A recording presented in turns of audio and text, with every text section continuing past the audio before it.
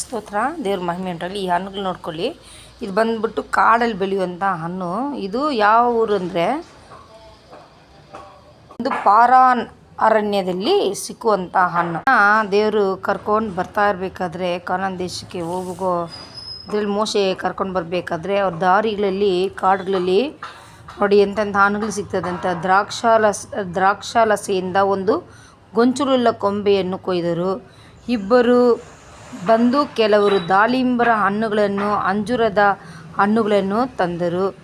ಇಸ್ರಾಯೇಲಲ್ಲಿ ಈ ದ್ರಾಕ್ಷೆಯ ಗೊಂಚಲನ್ನು ಕೊಯ್ದುದರಿಂದಲೇ ಆ ಸ್ಥಳಕ್ಕೆ ಎಷ್ಕೊಲೋತ್ ಎಂಬ ಹೆಸರಾಯಿತು. ದೇವ್ರು ಎಷ್ಟು ಒಳ್ಳೆಯವ್ರು ನೋಡ್ರಿ.